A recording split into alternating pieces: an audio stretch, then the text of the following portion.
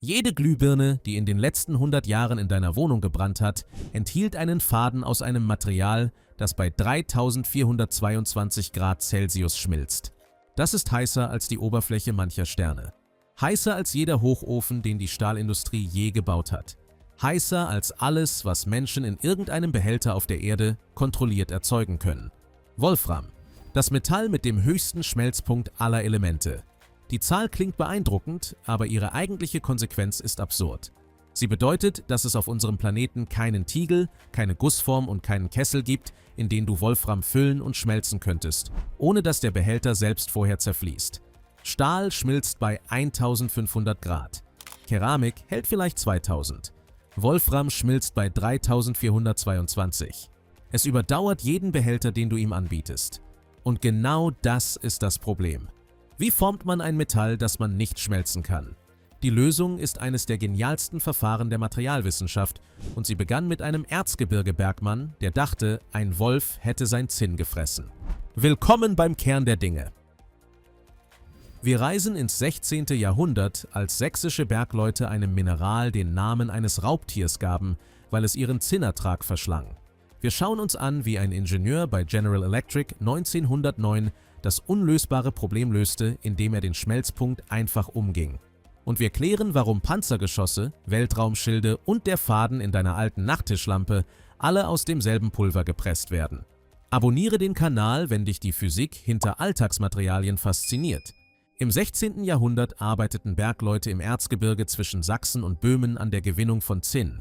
Gelegentlich enthielt ihr Erz ein dunkles, schweres Mineral, das sie nicht zuordnen konnten. Wenn dieses Mineral in den Schmelzofen geriet, passierte etwas Ärgerliches. Der Zinnertrag brach ein. Das unbekannte Mineral fraß das Zinn, verschlang es, machte es unbrauchbar. Die Bergleute nannten das Mineral Wolfram, weil es sich verhielt wie ein Wolf, der ein Schaf reißt. 200 Jahre lang blieb das Mineral ein Ärgernis ohne wissenschaftlichen Wert. Erst 1781 identifizierte der schwedische Chemiker Carl Wilhelm Scheele in dem verwandten Mineral Scheelit eine neue Säure, die er Wolframsäure nannte. Scheele vermutete, dass sich dahinter ein unbekanntes Metall verbarg, kam aber nie dazu, es zu isolieren. Sein Kollege Thorban Bergmann schlug vor, die Säure mit Holzkohle zu reduzieren, hatte aber, wie es heißt, als berühmter Professor zu viel mit anderen Dingen zu tun. 2 Jahre später, 1783, nahmen sich die spanischen Brüder Juan José und Fausto El Huillar an der Königlichen Baskischen Gesellschaft in Bergara die Arbeit vor. Sie reduzierten Wolframsäure mit Holzkohle und hielten zum ersten Mal in der Geschichte ein graues, ungewöhnlich schweres Metallpulver in den Händen. Wolfram war entdeckt, aber es war noch lange nicht nutzbar. In der Metallurgie gibt es für fast jedes Metall den gleichen Weg. Du schmilzt das Rohmaterial, gießt es in eine Form, lässt es erstarren und hast dein Werkstück. Eisen, Kupfer, Aluminium, Gold, alles folgt diesem Prinzip seit Jahrtausenden. Bei Wolfram endet dieser Weg, bevor er beginnt. 3422 Grad Celsius. Das ist die Temperatur, bei der Wolfram von fest zu flüssig wird. Kein Tiegel der Welt hält das aus. Jeder Behälter, den du dafür bauen könntest, wäre selbst längst eine Pfütze, bevor das Wolfram auch nur weich wird. Es gibt spezielle Verfahren wie das Vakuum-Lichtbogenschmelzen, bei dem ein elektrischer Lichtbogen Wolfram in einem wassergekühlten Kupfertiegel anschmilzt. Aber diese Methode ist extrem teuer, langsam und nur für kleine Mengen geeignet. Für die industrielle Produktion brauchte die Welt eine andere Idee. Und die kam von einem Mann, der gar nicht vorhatte, Wolfram zu einem Konstruktionsmaterial zu machen. Er wollte nur eine bessere Glühbirne bauen. Im Jahr 1905 kam der 32-jährige Physiker William David Coolidge zu General Electric nach Schenectady im Bundesstaat New York. Sein erster Auftrag klang simpel: Finde heraus, warum die deutschen Tantalampen so schnell kaputt gehen. Sein eigentliches Ziel wurde schnell ein anderes. Baue einen Glühfaden aus Wolfram, weil Wolfram heißer glühen kann als jedes andere Material und dabei ein reineres, weißeres Licht erzeugt. Das Problem war, dass Wolfram in seiner reinen Form spröde war wie Glas. Man konnte es nicht biegen, nicht hämmern, nicht zu einem Draht ziehen. Jeder Versuch endete in Bruchstücken. Coolidge presste Wolframpulver mit einer hydraulischen Presse unter etwa 2000 Atmosphären Druck zu einem kompakten Block, den er Greenbar nannte. Dieser Block war noch fragil, hielt aber seine Form. Dann erhitzte er ihn in einem Spezialofen auf bis zu 2900 Grad, weit unter dem Schmelzpunkt, aber hoch genug, dass die Pulverkörner an ihren Kontaktflächen zusammenwuchsen. Diesen Vorgang nennt man Sintern. Die Metallkörner verschmelzen nicht. Sie verbacken, so wie nasser Sand am Strand fester wird, wenn du drauf trittst, aber nicht zu Glas wird. Nach dem Sintern war der Block dicht und hart, aber immer noch nicht biegbar. Coolidge entdeckte, dass er das Metall bei hoher Temperatur hämmern und strecken konnte. Mit jeder Verformung richteten sich die Kristallstrukturen im Inneren aus und das Material wurde biegsamer. Am Ende zog er Wolfram durch immer engere Diamantdüsen zu einem Draht, der dünner war als ein menschliches Haar. 6 Mikrometer Durchmesser.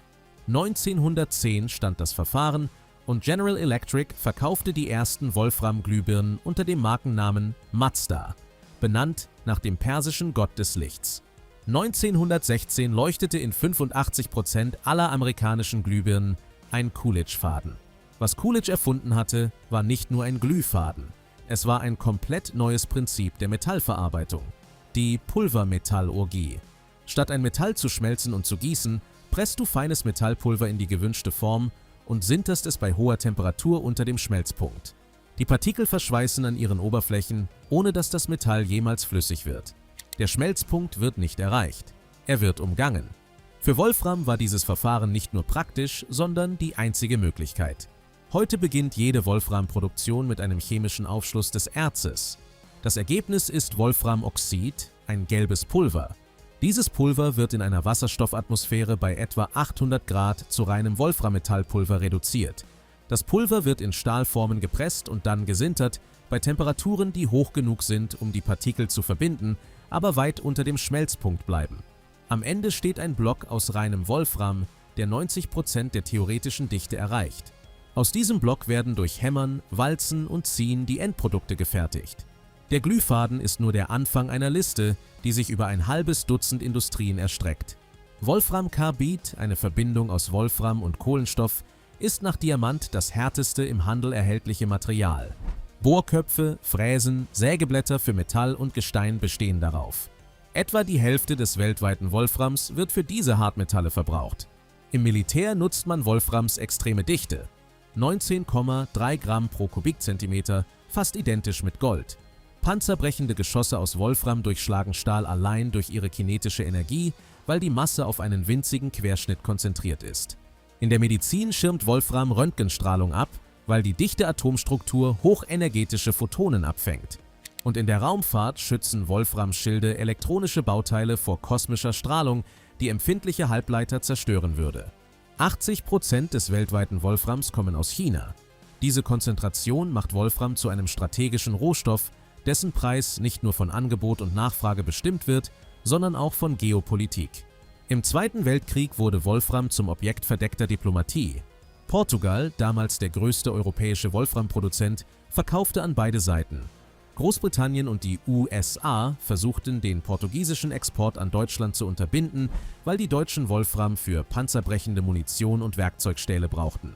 Der britische Geheimdienst kaufte ganze Wolframernten auf, nur um sie dem Gegner zu entziehen. Diese Strategie ist als präemptiver Kauf in die Wirtschaftsgeschichte eingegangen. Ein Metall, das 200 Jahre lang als nutzloses Ärgernis im Zinnbergbau galt, wurde im 20. Jahrhundert zum Gegenstand internationaler Machtkämpfe. Und der Mann, der es nutzbar machte, wollte nur ein helleres Licht. William Coolidge starb 1975 mit 102 Jahren. Sein Verfahren ist in seinen Grundzügen noch immer der industrielle Standard.